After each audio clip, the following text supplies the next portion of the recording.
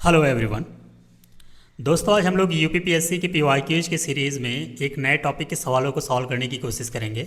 जो आज का टॉपिक है वो इंडियन पॉलिटी के सिटीजनशिप चैप्टर को मैं लेकर यहाँ पे आया हूँ।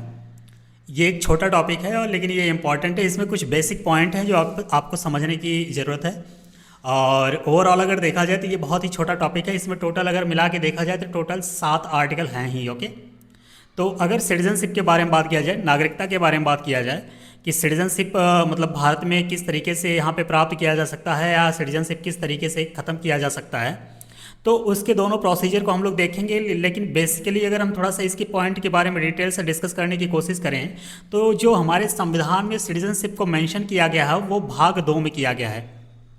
पार्ट 2 में भारतीय संविधान के सिटीजनशिप को मेंशन किया गया है। और अगर पार्ट 2 की बात किया जाए तो इसमें टोटल 7 आर्टिकल आपको देखने को मिलेंगे। यानी ये आर्टिकल 5 से लेके 11 तक बात करता है। यानी जो भारतीय संविधान में 7 आर्टिकल हैं, आर्टिकल 5 से लेके आर्टिकल 11 तक ये सिटीजनशिप यानी नागरिकता के बारे में बात करता है। ओके, तो एक एक करके थोड़ा सा हम लोग इस आर्टिकल को समझने की कोशिश करते हैं। मैं बहुत ही ब्रीफ में आपको बताने की कोशिश करूंगा ताकि आपको याद हो जाए। ओके, अगर आर्टिकल 5 की बात किया जाए स्टूडेंट, आर्टिकल 5 यानी अनुच्छेद 5 की अगर बात किया जाए तो अनुच्छेद 5 क्या कहता है? अनुच्छेद 5 ये कहता है कि संविधान के प्रारंभ में नागरिकता, यानी कहने का मतलब ये है कि जब भारतीय संविधान को अडॉप्ट किया गया था तो उस समय तक जो भारतीय नागरिक थे उन्हें, मतलब जो भारत में रह रहे थे उनको भारतीय नागरिक मान लिया गया था। यानी जो संविधान जब बना था हमारा, citizenship at the commencement of the constitution,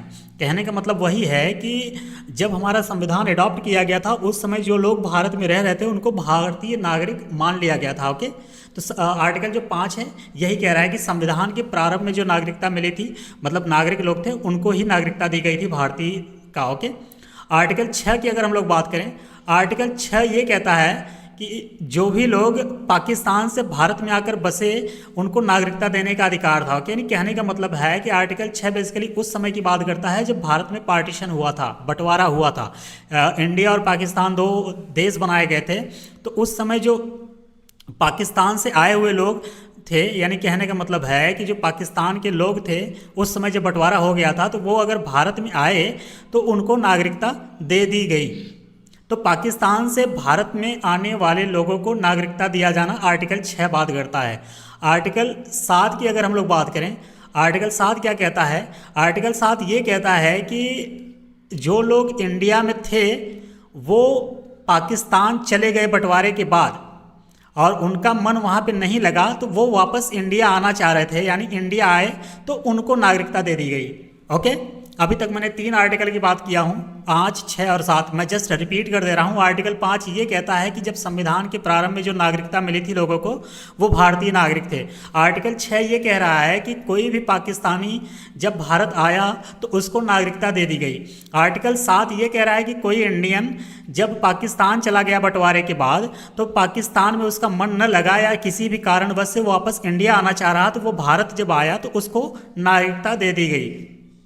article 8 की अगर हम लोग बात करें, आर्टिकल 8 ये कह रहा है कि कोई भी भारतीय नागरिक फॉरेन चला जाए वो किसी भी कारण से जा सकता है। जैसे कि मान लीजिए कि किसी को ट्रैवल करना है, किसी को घूमना फिरना अच्छा लगता है तो वो विदेश चला गया घूमने के लिए, या वहाँ जाके एजुकेशन प्राप्त करना है अलग अलग फॉरेन की यूनिवर्सिटियों में, या वहाँ पे नौकरी करने का मन किया तो नौकरी करने चला गया। ऐसे लोग जो भारत के नागरिक हैं वो विदेश जाकर रहने लगे इन कुछ कारणों की वजह से, या तो भ्रमण की वजह से, या तो शिक्षा की वजह से, या तो नौकरी की वजह से, उनकी नागरिकता खत्म नहीं की जाएगी। ओके, और आर्टिकल 9 क्या कहता है? आर्टिकल 9 ये कह रहा है कि अगर कोई भारतीय नागरिक विदेश गया और वहाँ पे रहने लगा और इसके अलावा वो वहाँ की नागरिकता ले लिया, यानी कोई भी भारतीय नागरिक अगर विदेश गया तो वहाँ की नागरिकता जब उसने ली तो उसका ऑटोमेटिक भारतीय नागरिकता खत्म हो जाएगी। यानी विदेशी नागरिकता आपने जैसे ही लिया तो आपकी इंडियन जो सिटीजनशिप है वो ऑटोमेटिक खत्म हो जाएगी। आर्टिकल 10 क्या कहता है? आर्टिकल 10 ये कह रहा है स्टूडेंट कि नागरिकता आपका बना रहेगा इंडिया में, यानी भारतीय नागरिकता आपका तब तक बना रहेगा जब तक आप कोई देश विरोधी काम नहीं करेंगे। ओके, जैसे आप कुछ यहाँ पे देश विरोधी नारे लगाने लगे, या देश नारे लगाने से तो नहीं होगा, बट ये है कि देश विरोधी काम मतलब आप भारत में रह के ही किसी विदेशी लोगों के साथ खुफिया एजेंसी की तरह बात करने लगे, दिवालिया हो जाएं, ये सब कुछ कारण है जिस वजह से अगर आप ऐसा कोई इस काम में लिप्त पाए गए तो आपकी नागरिकता खत्म की जा सकती है। ओके, तो आपको अगर भारत में रहना है तो भारत के जो संविधान के अकॉर्डिंग रूल या लॉ है उसको फॉलो करना पड़ेगा। आप भारतीय संविधान की किसी भी नियम का अगर आप उल्लंघन करने की कोशिश करेंगे तो आपकी नागरिकता ली जा सकती है, आपकी नागरिकता छीनी जा सकती है। ओके, आर्टिकल 11 की अगर हम लोग बात करें, आर्टिकल 11 ये कहता है कि नागरिकता संबंधी जो कोई भी कानून है उसे इंडियन पार्लियामेंट बनाएगी, भारतीय संसद जो है उस नियम या कानून को बनाएगी। तो उम्मीद करते हैं ये कुछ बेसिक पॉइंट था, मैंने आपको बता दिया।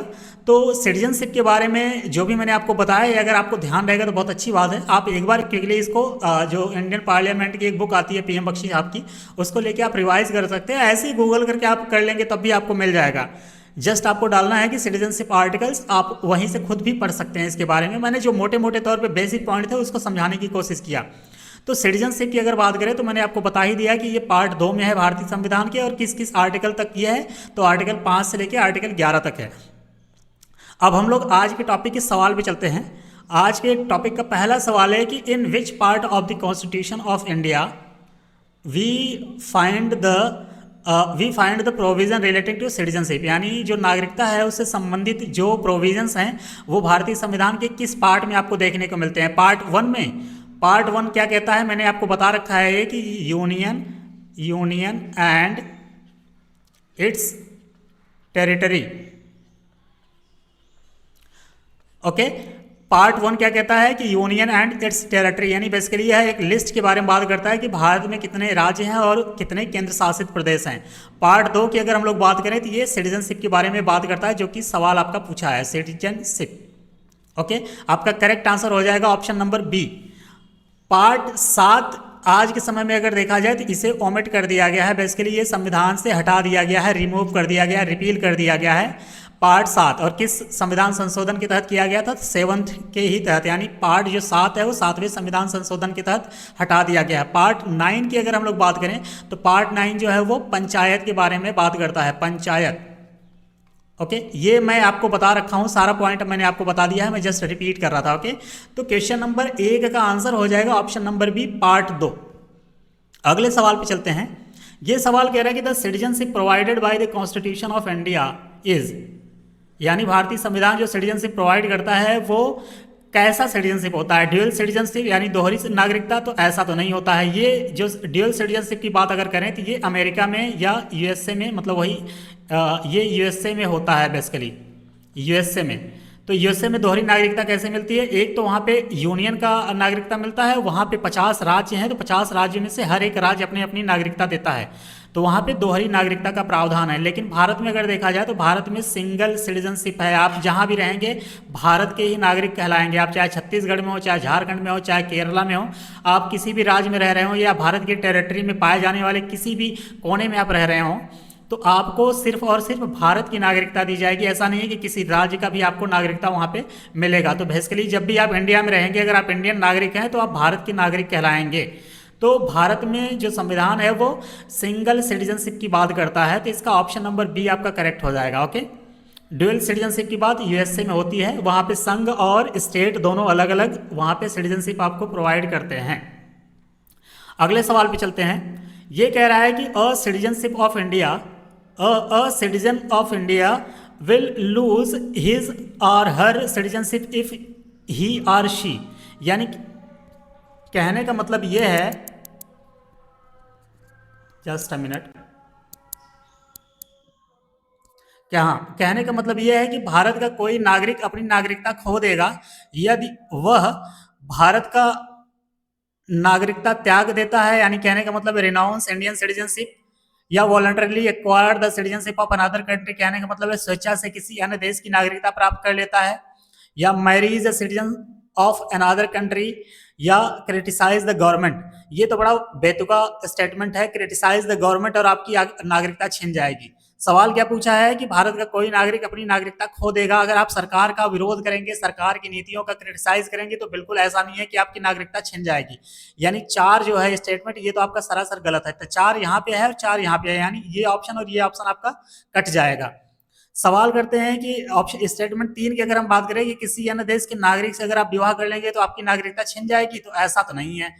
बहुत से लोग हैं जो फॉरेन, इनफैक्ट अगर आप देखें आज के समय में, मुझे नाम तो नहीं लेना चाहिए, लेकिन जो अपने फॉरेन मिनिस्टर हैं उन्होंने भी फॉरेन कंट्री मतलब फॉरेन सिटीजन से शादी की है, तो ऐसा नहीं है कि वो भारतीय नागरिकता उनकी छिन गई है, ऐसा नहीं है। तो स्टेटमेंट 3 भी आपका खत्म हो गया। 3 कहाँ पे है? या है, यहाँ है, तो इसका मतलब ये भी चला गया। तो इसका मतलब है कि पहला और दूसरा जो है वो आपका करेक्ट होगा। क्यों?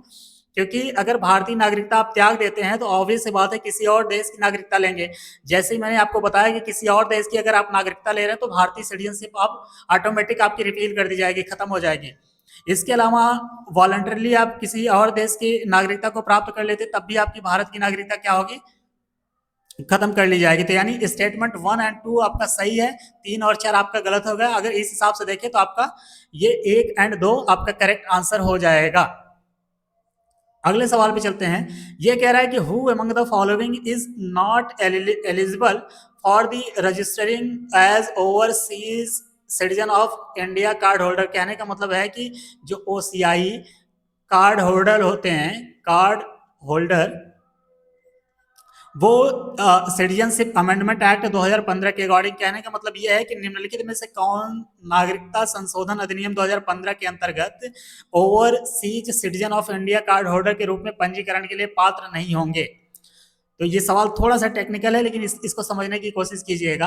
तो पहला ऑप्शन कह रहा है कि a minor child whose parents are an Indian citizen, यानी एक नाबालिग बच्चा जिसके माता पिता भारतीय नागरिक हैं, तो ये एलिजिबल होगा। तो ये बिल्कुल एलिजिबल होगा। ओके, ओसीआई कार्ड होल्डर के लिए ये एलिजिबल होगा।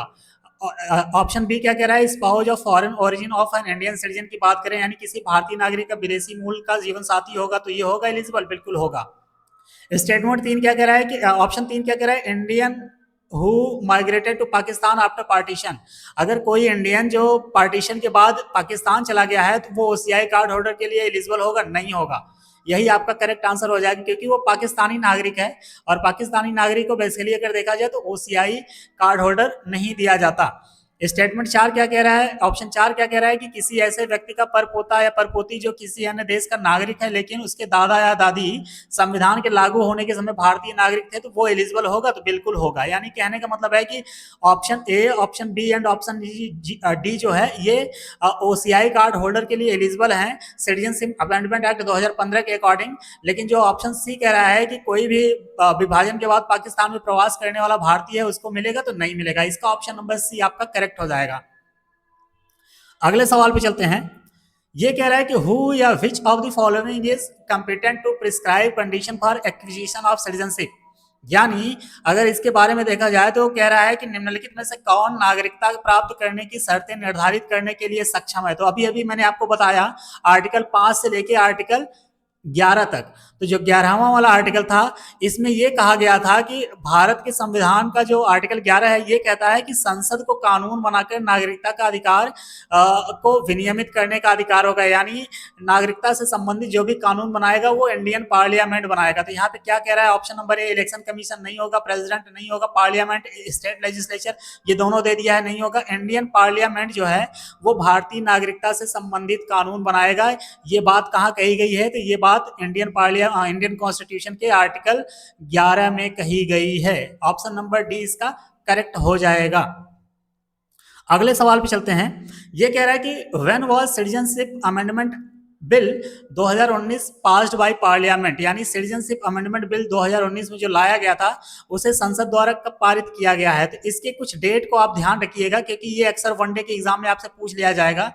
9 दिसंबर 2019 को इस अमेंडमेंट बिल को लोकसभा में पारित किया गया था। लोकसभा द्वारा पारित किया गया था 9 दिसंबर 2019 को।